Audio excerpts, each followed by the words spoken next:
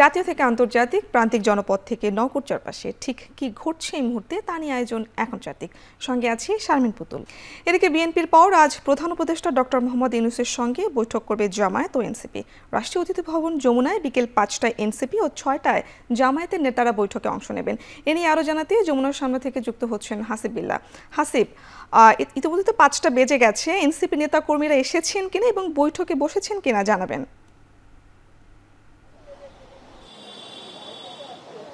পুতুল, মূলত ৫টায় এনসিপির প্রতিনিধি দলের বৈঠক হবার কথা। এই মুহূর্তে এখন পর্যন্ত এনসিপির সিনিয়র যুগ্ম আহ্বায়ক সামান্তা শারমিন প্রবেশ করেছেন এবং আরও ৩ জন প্রবেশ করার কথা। এনসিপির আহ্বায়ক নাহিদ ইসলাম, উত্তরাঞ্চলের মুখ্য সংগঠক সার্জিস আলম এবং যুগ্ম আহ্বায়ক খালিদ সাইফুল্লাহ তারা এখনও প্রবেশ করেননি, তবে তারা কিছুক্ষণের মধ্যে প্রবেশ করবেন।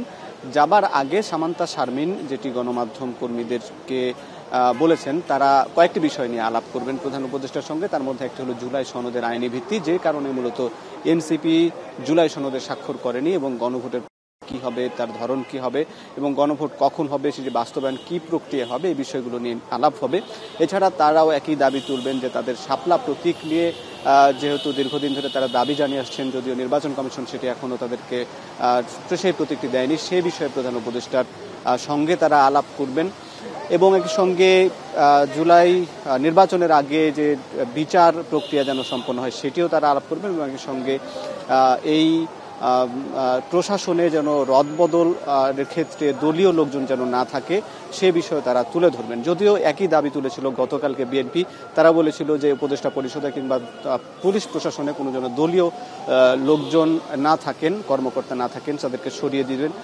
প্রধান উপদেষ্টাও সেই বিএনপিকে যেমন আশ্বাস করে দিয়েছিলেন যেভাবে যে দলীয় লোকজন পদায়নের ক্ষেত্রে তিনি সেটা বিবেচনা করবেন এবং একই সঙ্গে তিনি নিজে এটিকে হস্তক্ষেপ করবেন। তার হস্তক্ষেপেই মূলত এই আগামী নির্বাচন সুষ্ঠুভাবে সম্পন্ন করবেন, এরকম তিনি আশ্বাস দিয়েছিলেন বলে বিএনপি নেতারা জানিয়েছেন। যদিও একই সঙ্গে আজকে এনসিপির পর বিকেল ৬টায় জামাতের ৫ সদস্যের প্রতিনিধি দল প্রবেশ করবে। সেখানে জামাত নেতা ডাক্তার আব্দুল্লাহ মোহাম্মদ তাহেরের সঙ্গে জামাতের যে ৫ সদস্যের প্রতিনিধি তারাও মূলত জুলাই সনদের আইনি ভিত্তি, গণভোট কখন হবে, গণভোট তারা যেহেতু আগে চায়, নভেম্বরে চায়, এছাড়া জুলাই সনদের যে বিষয়গুলো অমীমাংসিত রয়ে গেছে সে বিষয়গুলো প্রধান উপদেষ্টার সঙ্গে বৈঠক করবেন এবং বৈঠকে তারা তাদের অবস্থান তুলে ধরবেন। এই ছিল মূলত এই রাজনৈতিক যে উত্তাপ চলছে জুলাই সনদকে ঘিরে, তারপরে রাজনৈতিক দলগুলোর সঙ্গে প্রধান উপদেষ্টার এই বৈঠকের আহ্বান এবং বৈঠকের শেষে তারা কি বলছেন নিশ্চয়ই জানাতে পারবো। পুতুল,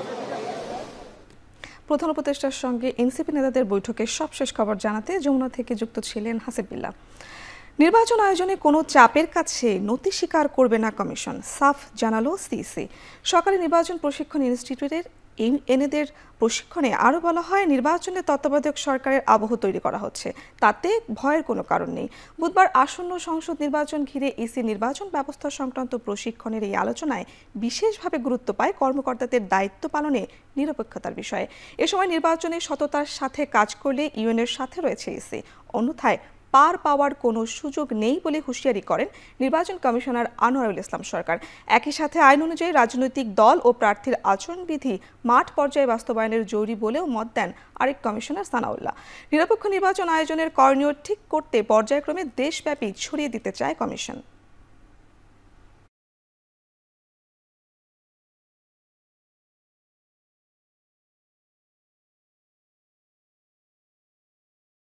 সাহসের সাথে কাজ করতে হবে। সাহস থাকলে আর যদি নিরপেক্ষতা থাকে, কোনো ভয় না, কোনো শক্তি না।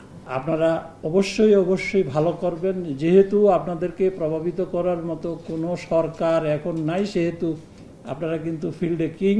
একটা ইফেক্টিভ ইলেকশনের জন্য যে ধরনের কাজ করা প্রয়োজন ফার্স্ট ক্লাস আপনি নেবেন, এই দায়িত্ব আপনি নিয়েছেন।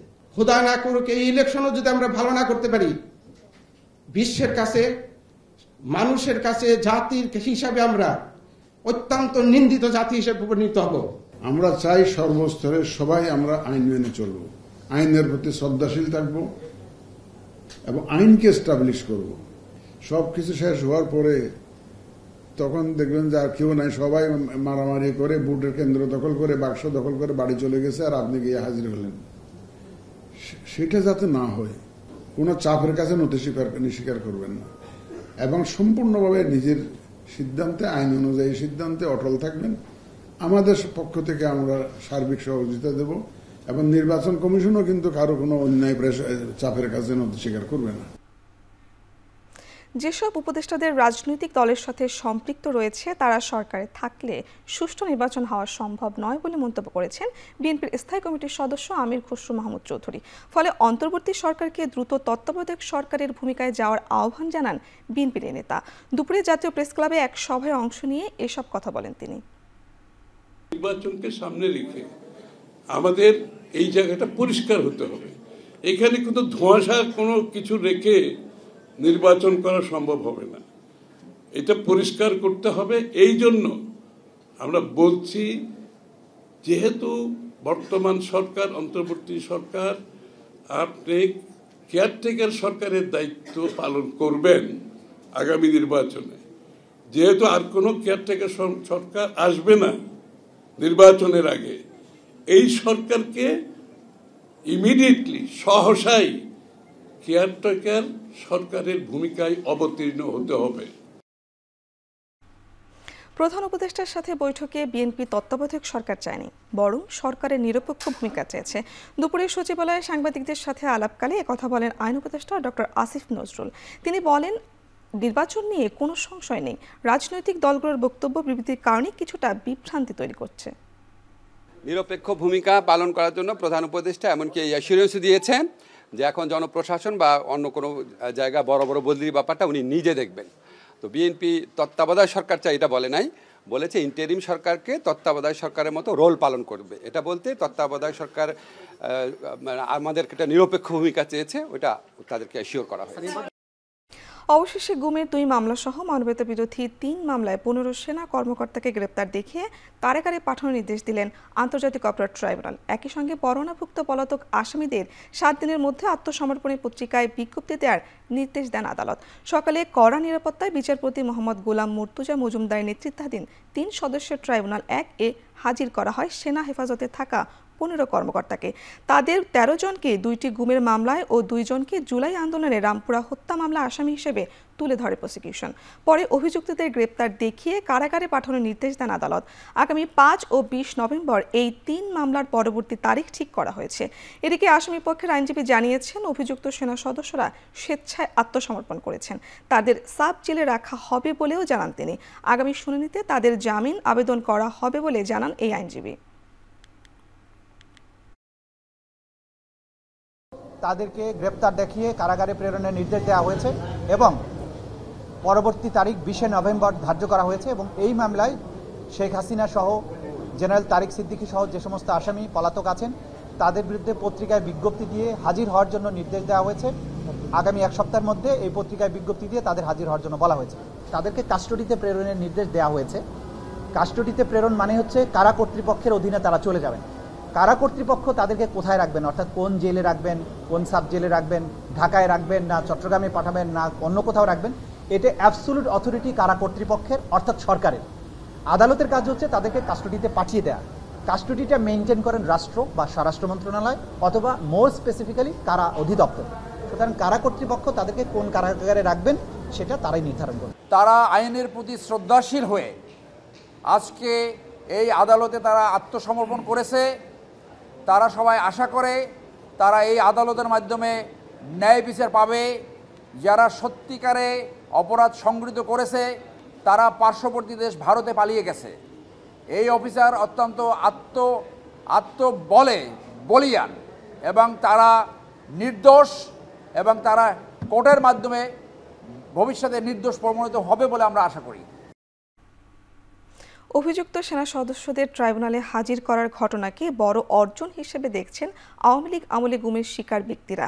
বুধবার সকালে আন্তর্জাতিক অপরাধ ট্রাইব্যুনালে আসামিদের হাজিরার পর গণমাধ্যম কর্মীদের তারা একথা বলেন। অভিযুক্তদের শীততাপ নিয়ন্ত্রিত প্রিজন ভ্যানে বহন ও ক্যান্টনমেন্টে সাব কারাগারে রাখার সমালোচনা করেন ভুক্তভোগীরা।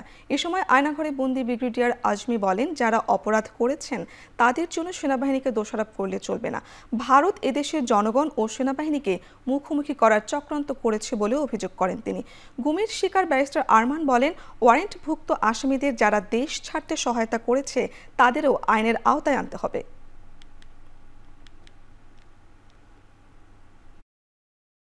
এই যে 25 জন অপরাধীর বিরুদ্ধে ওয়ারেন্ট ইস্যু হয়েছে, এরা একজনও কিন্তু সেনাবাহিনীর অভ্যন্তরে থেকে কোনো অপরাধ করার কারণে ওয়ারেন্ট বের হয়নি।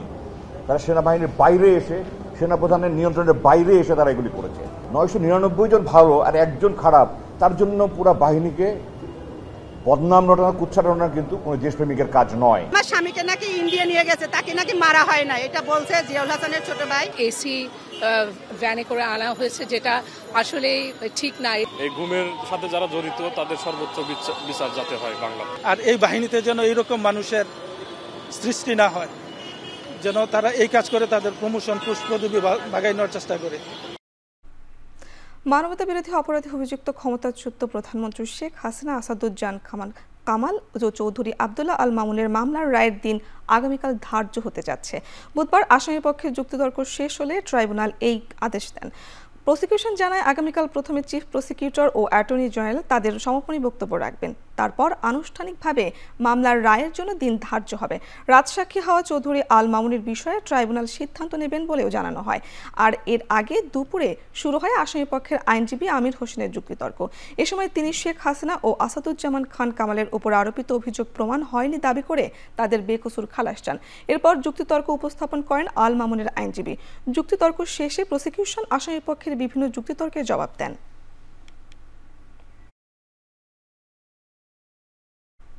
তত্ত্বাবধায়ক সরকার বাতিলের রায়ের বিরুদ্ধে সুপ্রিম কোর্টের আপিল বিভাগে দ্বিতীয় দিনের শুনানি শেষ হয়েছে। যুক্তিতর্ক উপস্থাপন শেষে রিটকারী আইনজীবী অ্যাডভোকেট শরীফ ভূঁইয়া বলেন, তত্ত্বাবধায়ক সরকার ফিরলেও অন্তর্বর্তী সরকারের ওপর কোনো প্রভাব পড়বে না। তিনি আরও বলেন, সাবেক প্রধান বিচারপতি খায়রুল হক নেতৃত্বাধীন আপিল বিভাগ বিচারিক ক্ষমতার বাইরে গিয়ে তত্ত্বাবধায়ক সরকার ব্যবস্থা বাতিল করেন। এর আগে প্রধান বিচারপতি ডক্টর সৈয়দ রেফাত আহমেদের নেতৃত্বাধীন 7 সদস্যের পূর্ণাঙ্গ আপিল বেঞ্চে দ্বিতীয় দিনের শুনানিতে যুক্তিতর্ক তুলে ধরেন অ্যাডভোকেট শরীফ ভূঁইয়া। আগামী বৃহস্পতিবার শুনানির পরবর্তী দিন ধার্য করা হয়েছে। এই রায় দিতে গিয়ে ওনারা বিচার বিভাগকে যেভাবে কাজ করার কথা সেভাবে কাজ করেননি। ওনারা বিচারিক ক্ষমতার বহির্ভূত কাজ করেছেন। ওনারা এই রায় দিতে গিয়ে যেই কাজ বাংলাদেশের সংসদের বা নির্বাহী বিভাগের করার কথা সেই কাজও ওনারা দায়িত্ব নিয়েছেন। কাজেই ওনাদের যে ক্ষমতা সেই ক্ষমতাটা ওনারা ছাড়িয়ে অতিরিক্ত ক্ষমতা প্রয়োগ করেছেন। তত্ত্বাবধায়ক সরকার ব্যবস্থা যদি এই রায়ের ফলে ফিরে আসে, তাতে করে বর্তমান যে অন্তর্বর্তীকালীন সরকার আছে তার উপরে এটার কোনো প্রভাব পড়বে কিনা। এই ক্ষেত্রে আমরা খুবই সুস্পষ্টভাবে বলেছি যে তত্ত্বাবধায়ক সরকার ব্যবস্থা ফিরে আসলে সেটা বর্তমান অন্তর্বর্তীকালীন সরকারের উপর কোনো প্রভাব ফেলবে না। ফেব্রুয়ারি নির্বাচন শান্তিপূর্ণ করতে সরকার সর্বোচ্চ চেষ্টা করছে বলে জানিয়েছেন প্রধান উপদেষ্টা অধ্যাপক ডক্টর মোহাম্মদ ইউনূস। জার্মানির নবনিযুক্ত রাষ্ট্রদূত প্রধান উপদেষ্টার সঙ্গে সাক্ষাতে গেলে একথা বলেন প্রধান উপদেষ্টা। বুধবার স্টেট গেস্ট হাউস যমুনায় প্রধান উপদেষ্টার সঙ্গে সৌজন্য সাক্ষাৎ করেন জার্মানির নবনিযুক্ত রাষ্ট্রদূত ডক্টর রুডিগার লটস। বৈঠকে নির্বাচনী প্রস্তুতি, সংস্কার প্রক্রিয়া এবং দুই দেশের সম্পর্ক নিয়ে আলোচনা হয়। রাষ্ট্রদূত অন্তর্বর্তী সরকারের প্রতি সমর্থন জানিয়ে বলেন, রাজনৈতিক সংলাপ ও সহযোগিতার এই ধারা নির্বাচনের পরও অব্যাহত রাখা উচিত। প্রধান উপদেষ্টা জানান, জার্মানি বাংলাদেশের সবচেয়ে বড় ইউরোপীয় বাণিজ্য অংশীদার এবং নতুন রাষ্ট্রদূতের সময়ে এই সম্পর্ক আরও জোরদার হবে বলে আশা প্রকাশ করেন। এছাড়া রোহিঙ্গা সংকট, তরুণ প্রজন্মের ভূমিকা ও ভুয়া তথ্য মোকাবেলার চ্যালেঞ্জ নিয়েও কথা হয়। যশোর বিজ্ঞান ও প্রযুক্তি বিশ্ববিদ্যালয়ের সাবেক ভিসি আব্দুস সাত্তার, কুয়েটের সাবেক ভিসি মোহাম্মদ আলমগীর সহ 6 জনের বিরুদ্ধে মামলা করেছে দুদক। বিকেলে সেগুন বাগিচায় দুদক কার্যালয়ে সাংবাদিকদের এ তথ্য জানান সংস্থাটির গণসংযোগ কর্মকর্তা। এছাড়া দুর্নীতির মামলায় কারিগরি শিক্ষা বোর্ডের প্রোগ্রামার AKM শামসুজ্জামানকে গ্রেফতার করা হয়েছে বলেও জানান তিনি। নিয়োগ বোর্ডের সদস্য সহ যাকে নিয়োগ দেওয়া হয়েছিল পরিচালক পদে পরিতোষ কুমার বিশ্বাস মূলত হয়েছে নিয়োগ বিধিমালা লঙ্ঘন করে, কাঙ্ক্ষিত যোগ্যতা না থাকা সত্ত্বেও নিয়োগ বিধি লঙ্ঘন করে পরিতোষ কুমার বিশ্বাসকে নিয়োগ দেওয়ার অপরাধে দুর্নীতি দমন কমিশন থেকে তাদের 6 জনের বিরুদ্ধে আজকে মামলা অনুমোদন দিয়েছে। জাতীয় নাগরিক পার্টির নেতৃবৃন্দের সাথে বৈঠক করেছে বাংলাদেশ সফররত যুক্তরাষ্ট্রের ইন্টারন্যাশনাল রিপাবলিক ইনস্টিটিউটের প্রতিনিধি দলের সদস্যরা। দুপুরে রাজধানীর একটি হোটেলে বৈঠকটি অনুষ্ঠিত হয়। বৈঠকে আগামী নির্বাচন নিয়ে আলোচনা হয়েছে বলে জানিয়েছে এনসিপির যুগ্ম আহ্বায়ক ও আন্তর্জাতিক বিষয়ক সম্পাদক সুলতান মোহাম্মদ জাকারিয়া। বিশেষ করে আগামী নির্বাচন অনুষ্ঠানের প্রক্রিয়া, মাঠ প্রশাসন ও নির্বাচন কমিশনের নিরপেক্ষতা নিয়ে আলোচনা হয় বৈঠকে। এনসিপি জানায়, প্রতীক নিয়ে নির্বাচন কমিশনের আচরণ সন্তুষ্ট নয় তারা। তবে কমিশনের সঙ্গে আলোচনার মাধ্যমে বিষয়টি সমাধান সম্ভব বলেও আইআরআই প্রতিনিধি দলের কাছে আশাবাদ জানিয়েছে এনসিপি।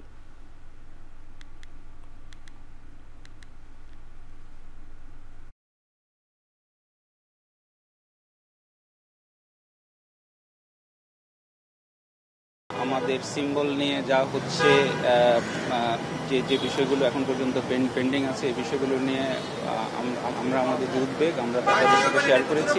আগামী ইলেকশনের নিরপেক্ষতা নিয়ে, তারপরে ফ্রি ফেয়ার ইলেকশন হওয়ার জন্য যেসব শর্তগুলো, সেই বিষয়গুলো নিয়ে আলোচনা হয়েছে আমাদের।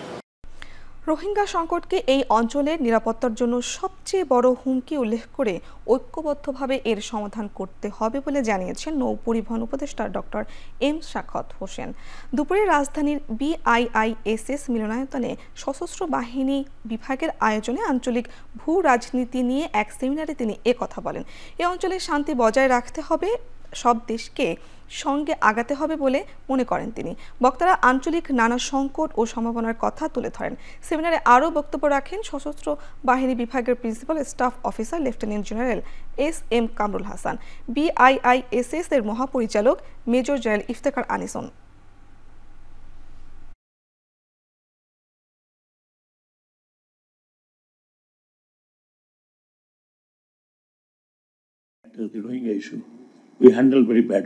এই অঞ্চলের শান্তি বজায় রাখতে সকলের একসঙ্গে আগাতে হবে। রোহিঙ্গা সংকট এই অঞ্চলের নিরাপত্তার জন্য সবচেয়ে বড় হুমকি। সবার ঐক্যবদ্ধ প্রচেষ্টার মাধ্যমে এই সংকটের সমাধান করতে হবে। এছাড়া আরাকান আর্মিও এ নিয়ে কাজ করছে।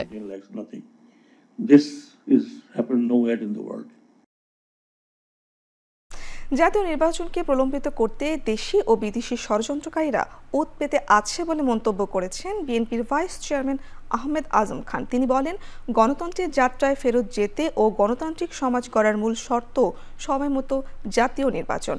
বুধবার দুপুরে টাঙ্গাইল প্রেস ক্লাব মিলনায়তনে বাংলাদেশ সাংবাদিক কল্যাণ পরিষদের অভিষেক অনুষ্ঠানে তিনি এসব কথা বলেন। আহমেদ আজম খান আরও বলেন, গত 14 মাসে নানা ষড়যন্ত্র হয়েছে, এখনও কিছু চক্র সক্রিয়ভাবে নির্বাচন পেছাতে চেষ্টা করছে। তিনি সতর্ক করে বলেন, একদিন নির্বাচন পেছালে ক্ষতিগ্রস্ত হবে দেশ ও গণতন্ত্রের অগ্রযাত্রা। তাই আন্দোলনের নামে কেউ যেন নির্বাচন ব্যাহত করতে না পারে তার আহ্বান জানান তিনি।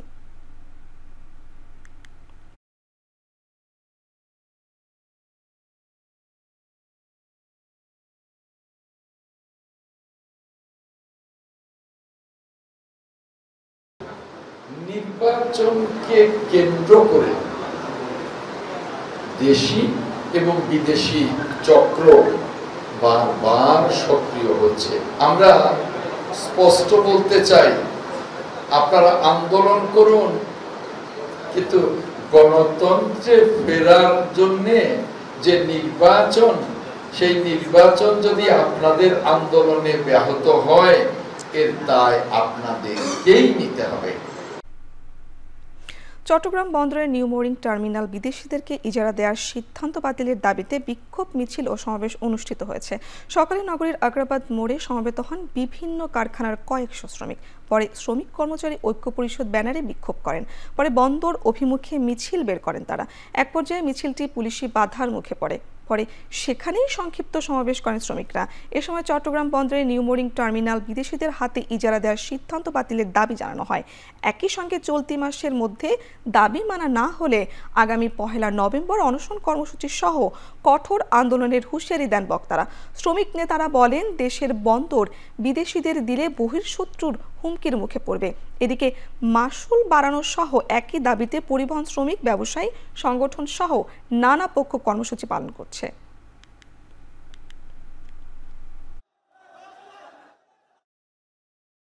বন্দর কেন্দ্রিক কোনো প্রকার কোনো মিছিল, মিটিং, র্যালি কিছুই করা যাবে না। সুতরাং আমার ডবলবনি থানা থেকে তারা ওখানে বন্দর অভিমুখে যেতে চাইছিল, আমি পথের মধ্যে তাদের প্রতিবন্ধক শেষ করে এখানে তাদেরকে শেষ করে দিচ্ছি, আর তারা বন্দরমুখী আর যেতে পারে না। গণ অভ্যুত্থানের শহীদ জসিমউদ্দিনের মেয়ে লামিয়াকে সংঘবদ্ধ ধর্ষণের মামলায় 2 জনের 13 বছর করে ও 1 জনের 10 বছরের কারাদণ্ড দিয়েছে আদালত।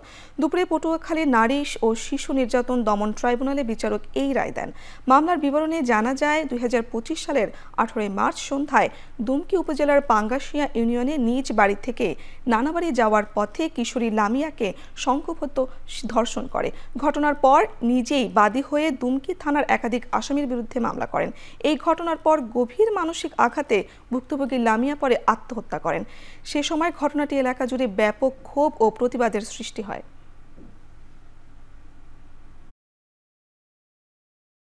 সঠিক রায় আমরা পাই নাই। এটা জীবনের বিনিময়ে মাত্র 10 বছর, এটা আইন হইতে পারে না। এর রায় আমি সঠিক খুশি না, আমার তো আর কোনো কৈফিয়ত নাই। এই রায় আমি কিসের জন্য 10 বছর জীবন ত্যাগ হইলে এই দর্শনে। ট্রাইব্যুনাল আমাদের রাষ্ট্রপক্ষ থেকে 16 জন সাক্ষীর সাক্ষ্য গ্রহণ শেষে যুক্তিতর্ক শেষে আজকে রায় প্রদান করে। সঙ্গত কারণেই আমরা সর্বোচ্চ শাস্তি আসামির হয়েছে এবং আমাদের রাষ্ট্রপক্ষ থেকে আমরা সন্তুষ্ট। 11 দিনের আন্দোলন শেষে সারা দেশে এমপিওভুক্ত স্কুলগুলোতে শুরু হয়েছে ক্লাস পরীক্ষা। এতে শিক্ষার্থীদের পদচারণায় মুখর হয়ে উঠেছে স্কুল প্রাঙ্গণ। সকাল থেকে ময়মনসিংহের প্রতিটি এমপিওভুক্ত স্কুলে শিক্ষার্থীদের পদচারণায় মুখর হয় প্রতিটি স্কুল প্রাঙ্গণ। চিরচেনা রূপ ফিরেছে শ্রেণী পাঠদানে। অনেকদিন পর শিক্ষক এবং সহপাঠীদের সঙ্গে আবারও ক্লাসে বসতে পেরে আনন্দিত শিক্ষার্থীরা। এদিকে সরকারের সিদ্ধান্তকে সাধুবাদ জানানোর পাশাপাশি আগামী বার্ষিক পরীক্ষাকে সামনে রেখে বাড়তি ক্লাস নেওয়া হবে বলে জানান শিক্ষকরা।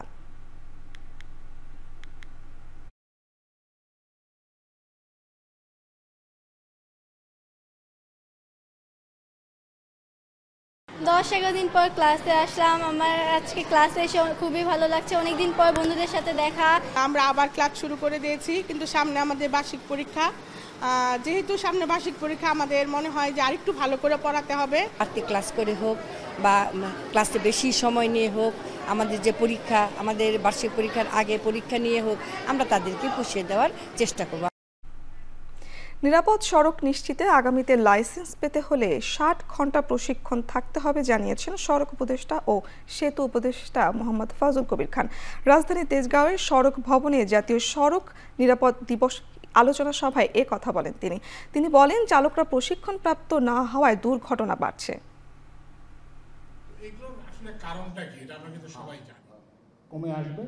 এবং এইটার জন্য রাজধানীর তেজগাঁও সড়ক ভবনে জাতীয় নিরাপদ সড়ক দিবসে আলোচনা সভায় উপদেষ্টা আরও বলেন, চালকরা প্রশিক্ষণপ্রাপ্ত না হওয়ায় দুর্ঘটনা বাড়ছে। জানান, আগামী মাসের মধ্যেই চালকদের প্রশিক্ষণ কার্যক্রম শুরু করবে সড়ক মন্ত্রণালয়। সচেতনতা বৃদ্ধি ও সড়ক দুর্ঘটনার ঝুঁকি এড়াতে মন্ত্রণালয় থেকে 10,000 হেলমেট বিতরণ করা হবে বলেও জানান উপদেষ্টা।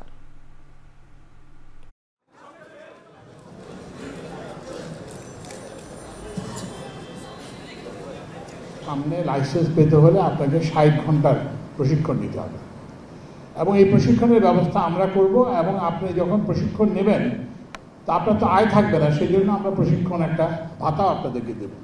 যেসব সড়কে যে নির্মাণ কাজ চলতেছে এবং যাত্রীদের ভোগান্তি হচ্ছে, সেই সব এলাকায় আমরা 10,000 হেলমেট দেব এবং আজকে প্রতিনিধিত্বমূলকভাবে কয়েকজনকে হেলমেট দেওয়া হবে। মানসম্মত হেলমেট ও নিরাপদ গতি কমবে জীবন ও সম্পদের ক্ষতি, এই প্রতিপাদ্যে সারা দেশে অনুষ্ঠিত হচ্ছে জাতীয় নিরাপদ সড়ক দিবস 2025।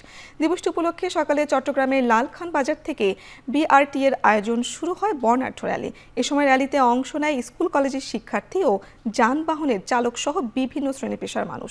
পরে চালকদের নিয়ে চলে সচেতনতামূলক সভা। এছাড়া সড়ক দুর্ঘটনায় হতাহতের 9 পরিবারকে 39 লাখ টাকা প্রদান করে বিআরটিএ। দিনটি উপলক্ষে খুলনা নগরীর শহীদ হাদিস পার্ক থেকে র্যালি শুরু হয়, জেলা প্রশাসকের কার্যালয়ে গিয়ে শেষ হয়। পরে আলোচনা সভায় সড়ক দুর্ঘটনার কারণ ও প্রতিকার বিষয় তুলে ধরেন বক্তারা। কিশোরগঞ্জেও সড়ক দিবসের র্যালিতে অংশ নেন শিক্ষার্থী, পরিবহন চালক সহ বিভিন্ন শ্রেণী পেশার মানুষ। পরে বিভিন্ন গুরুত্বপূর্ণ সড়কে সচেতনতামূলক লিফলেট বিতরণ করা হয়। এছাড়া কুমিল্লা, মাগুরা, সাভার সহ দেশের বেশিরভাগ জেলায় সচেতনতামূলক কার্যক্রমের মধ্য দিয়ে নিরাপদ সড়ক দিবস পালন করা হয়।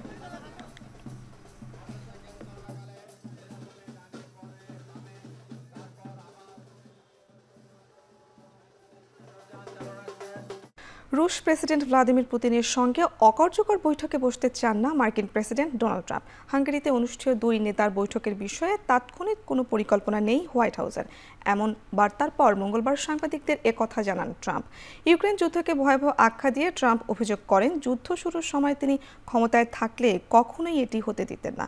বাইডেন প্রশাসন এই যুদ্ধের জন্য ৩৫০ বিলিয়ন মার্কিন ডলারের অস্ত্র বিক্রি করেছেন বলেও সাংবাদিকদের জানান ট্রাম্প। এদিকে বিবিসি জানায়, যুদ্ধবিরতির জন্য যুক্তরাষ্ট্র ও রাশিয়ার মধ্যে মতপার্থক্যগুলো এ সপ্তাহে সামনে আসায় ভেস্তে যাওয়ার সম্ভাবনা রয়েছে ট্রাম্প পুতিনের বৈঠক। এর আগে গত ১৬ অক্টোবর ভ্লাদিমির পুতিনের সঙ্গে ফোন আলাপের পর আগামী ২ সপ্তাহের মধ্যে হাঙ্গেরির বুদাপেস্টে দুই নেতার বৈঠকে বসার কথার আভাস দিয়েছিলেন Trump. We sell equipment to them, we sell equipment to NATO, and NATO gives it to Ukraine, but we don't pay it. Bharat থেকে আমদানিকৃত পণ্যের শুল্ক কমিয়ে ১৫ থেকে ১৬% নামিয়ে আনতে পারে যুক্তরাষ্ট্র। ভারতীয় গণমাধ্যম মিন্টের বরাত দিয়ে জানিয়েছে বার্তা সংস্থা রয়টার্স। বুধবারের প্রতিবেদনে বলা হয়, বহু প্রতীক্ষিত বাণিজ্য চুক্তি চূড়ান্তের কাছাকাছি পৌঁছেছে ভারত ও যুক্তরাষ্ট্র। বর্তমান ভারতীয় আমদানি পণ্যের ৫০% মার্কিন শুল্ক বহাল আছে। সংশ্লিষ্ট ৩ ব্যক্তির সূত্র উল্লেখ করে বলা হয়, মূলত কৃষি ও জ্বালানি নির্ভর প্রস্তাব চুক্তিটি রাশিয়া থেকে অপরিশোধিত তেল আমদানি ভারতে ধাপে ধাপে কমিয়ে আনবে এমন শর্ত রয়েছে চুক্তিটিতে। এ বিষয়ে রয়টার্স যোগাযোগ করলেও কোনো প্রতিক্রিয়া জানায়নি ভারতের বাণিজ্য মন্ত্রণালয় কিংবা হোয়াইট হাউস। মঙ্গলবারই ভারতের প্রধানমন্ত্রী নরেন্দ্র মোদীর সাথে ফোনে কথা বলেন মার্কিন প্রেসিডেন্ট ডোনাল্ড ট্রাম্প।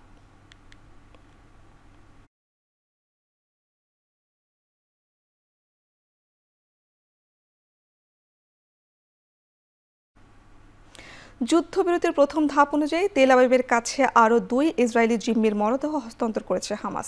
এদিকে মধ্যপ্রাচ্যের কয়েকটি দেশ হামাসের সঙ্গে লড়াইয়ের নিজেদের বাহিনী পাঠাতে প্রস্তাব দিয়েছেন বলে ট্রুথ সোশ্যালে জানান ট্রাম্প। ট্রাম্প জানান, যদি হামাস যুদ্ধবিরতির শর্ত না মেনে চলে তাহলে মধ্যপ্রাচ্য যুক্তরাষ্ট্রের মিত্ররা গাজায় তার অনুরোধে সৈন্য পাঠাতে প্রস্তুত। তবে কোনো দেশ তাকে এ প্রস্তাব দিয়েছে এটা স্পষ্ট করেননি তিনি। এদিকে ইসরায়েল সফরে গিয়ে মার্কিন ভাইস প্রেসিডেন্ট জেডি ভ্যান্স জানায়, প্রত্যাশার চেয়ে অগ্রগতি হয়েছে গাজা যুদ্ধবিরতির। এ সময় তিনি পুনর্ব্যক্ত করেন, শান্তির জন্য হামাসকে অবশ্যই অস্ত্র ত্যাগ করতে হবে। অন্যদিকে হামাসের কাছে থাকা বাকি ইসরায়েলি জিম্মিদের ফিরিয়ে আনার দাবিতে তেল আবিবে মার্কিন দূতাবাসের সামনে জড়ো হন ভুক্তভোগীদের পরিবারের সদস্যরা।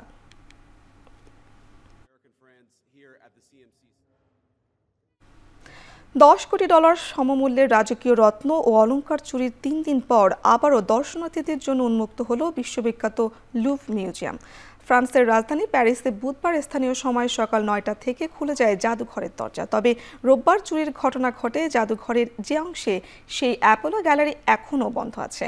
তদন্ত কর্মকর্তারা এখনও কাজ করে যাচ্ছেন সেখানে। বিশ্বের সবচেয়ে দর্শনার্থী বহুল লুভ মিউজিয়ামে শুধু গেল বছরে পা পড়েছিল ৯০ লাখ মানুষের। চাঞ্চল্যকর চুরির এ ঘটনায় ফরাসি জাদুঘরগুলোতে পর্যাপ্ত নিরাপত্তা ব্যবস্থার অভাব নতুন করে আলোচনায়। গেল মাসেও ২টি প্রতিষ্ঠানে এ ধরনের ঘটনা ঘটে। ব্যাপক সরকার বিরোধী আন্দোলনের জেরে জরুরি অবস্থা জারি করা হয়েছে পেরুর রাজধানী লিমায়। বিক্ষোভ দমনে সাংবিধানিক অধিকার স্থগিত করা হয়েছে জরুরি অবস্থার মাধ্যমে। মঙ্গলবার টেলিভিশনে প্রচারিত বার্তায় প্রেসিডেন্ট হোসে জেরি জানান, জরুরি অবস্থার মেয়াদ অন্তত ৩০ দিন। জরুরি অবস্থা জারি থাকাকালীন রাজধানীর রাস্তায় টহল দেবে সেনাবাহিনী। নিষিদ্ধ থাকবে সব ধরনের সভা সমাবেশ সহ বিভিন্ন নাগরিক অধিকার চর্চা। চাঁদাবাজি ও হত্যার ঘটনা বেড়ে যাওয়ায় প্রতিবাদে অস্থির লাতিন আমেরিকার দেশটি। গেল বছরের তুলনায় পেরুতে চাঁদাবাজি বেড়েছে ৩০%। চলতি বছরেই প্রায় ১৮,০০০ চাঁদাবাজির মামলা মীমাংসা ও চাঁদাবাজি দমনে গুরুত্বপূর্ণ গোয়েন্দা তথ্য কিভাবে সংগ্রহ করবে তা স্পষ্ট করেনি পেরু সরকার।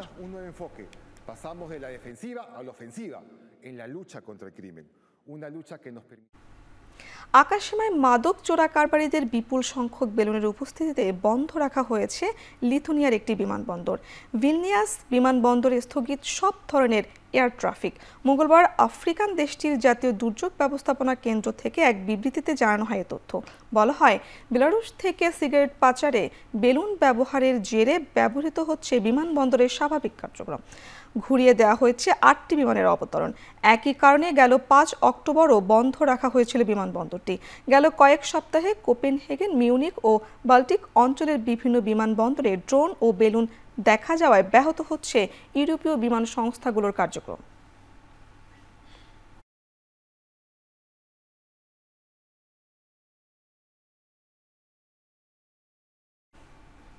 ফ্রান্সের 7 মাস ধরে কারাবন্দী ইরানি শিক্ষার্থী মাহদিয়া ইনফান্তিয়ার মুক্তির দাবিতে তেহরানের ফরাসি দূতাবাসের সামনে বিক্ষোভ করেছেন শিক্ষার্থীরা।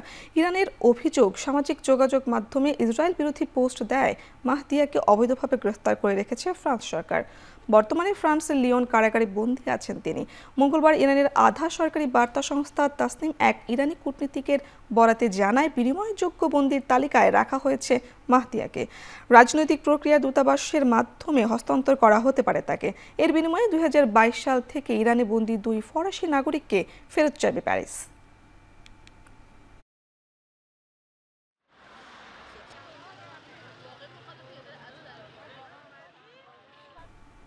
ব্যাপক গোলাগুলি ও অগ্নিকাণ্ডে উত্তপ্ত হয়ে পড়েছে সার্বিয়ার পার্লামেন্ট ভবনের সামনের পরিস্থিতি। দুর্বৃত্তদের গুলিতে আহত হয়েছেন অন্তত 1 জন। আগুন ধরে যায় পার্লামেন্টের ভবনের সামনের একটি তাঁবুতে। এ ঘটনার সঙ্গে জড়িত সন্দেহভাজন হামলাকারীকে এরই মধ্যে আটক করেছে পুলিশ। তবে কে বা কারা পরিস্থিতি অস্থির করে তুলেছে সে বিষয়ে স্পষ্ট নয় আইন শৃঙ্খলা বাহিনীর কাছে। গেল কয়েক মাস ধরে সরকার বিরোধী বিক্ষোভ করে আসছে সার্বিয়ানরা। ধারণা করা হচ্ছে বিক্ষোভকারীদের এক অংশ এ ঘটনার সঙ্গে জড়িত। সুপার ওভারে 1 রানে হতাশার হার বাংলাদেশের। এমন হারের পর অধিনায়ক মেহেদী মিরাজকে দুষলেন সাবেক ক্রিকেটার জাভেদ ওমর বেলিম। তার মতে সুপার ওভারে রিশাদকে সুযোগ দেওয়া যেত। অন্যদিকে মূল ম্যাচ শেষ বলে সোহানের ক্যাচ সারাতে মানতে পারছেন না সাবেক অধিনায়ক রকিবুল হাসান। ক্যাপ্টেন্সি খারাপ বলবো কেন, 4-5 জন মিলে, ইভেন কোচ, ব্যাটিং কোচ, এরা মিলে কিন্তু ডিসিশন নেয়, ঠিক আছে। কিন্তু ওই একটা জায়গায় আমি হলে হয়তো আমি হিসেবে কি নাম সম্মুর জায়গায় আমি রিশাদকে ট্রাই করতাম। কেন আপনার 5 ওভারে বলে 6 ওভারে বলিংয়ে আপনার সাফকর্নার মানে মারতেই যায় মানুষ।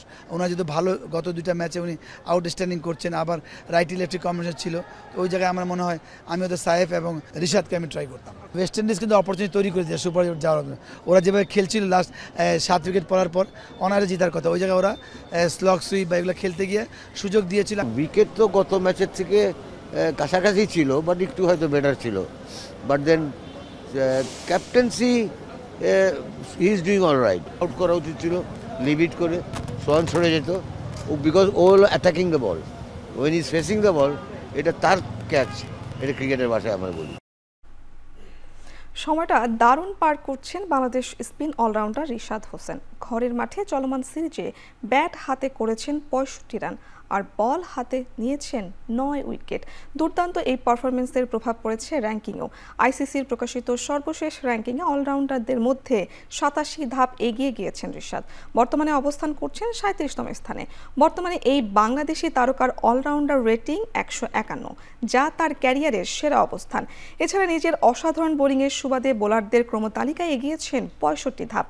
ক্যারিয়ার সেরা 430 রেটিং পয়েন্ট নিয়ে অবস্থান করছেন 66তম স্থানে। রিশাদ ছাড়াও উন্নতি ঘটেছে অধিনায়ক মেহেদী হাসান মিরাজেরও। অলরাউন্ডার র্যাঙ্কিংয়ের শীর্ষে 4-এ উঠে এসেছেন টাইগারদের ওয়ানডে অধিনায়ক।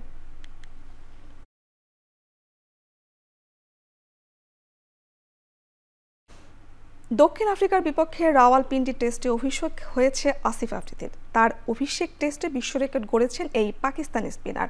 সবচেয়ে বয়স্ক ক্রিকেটার হিসেবে অভিষেক টেস্টে 5 উইকেট নেওয়ার রেকর্ড করেছেন তিনি। রাওয়ালপিন্ডিতে 38 বছর 299 দিন বয়সে আসিফের অভিষেক হয়। ম্যাচের দ্বিতীয় দিন বিকেলে টনি ডি জর্জি, দেওয়ান্ডে ব্রেভিসের ফেরান এই স্পিনার। এরপর তৃতীয় দিন একে একে ফেরান কাইল ভেরেইনা, ট্রিস্তান স্টাবাস ও সাইমন হারামকে। এর মাধ্যমে ইংলিশ স্পিনার চার্লস মেরিওটের রেকর্ড ভেঙেছেন আসিফ। 1933 সালে 37 বছর 332 দিন বয়সের টেস্টে অভিষেক 5 উইকেট শিকার করেছিলেন তিনি। আসিফের দাপুটে বোলিংয়ে রাওয়ালপিন্ডি টেস্টে সুবিধাজনক অবস্থায় রয়েছে পাকিস্তান। প্রথম ইনিংসে 333 রান করা স্বাগতিক এই স্পিনারের বোলিংয়ে লিডের স্বপ্ন দেখছে। শেষ করছি এখন চাঁদিক। এখন টেলিভিশন ওয়েবসাইটে দেখতে ভিজিট করুন www.ekhon.tv। এছাড়া ফেসবুক দেখতে ভিজিট করুন facebook.com/tv.ekhon এবং ইউটিউবে দেখতে ভিজিট করুন youtube.com/c/ekhon tv।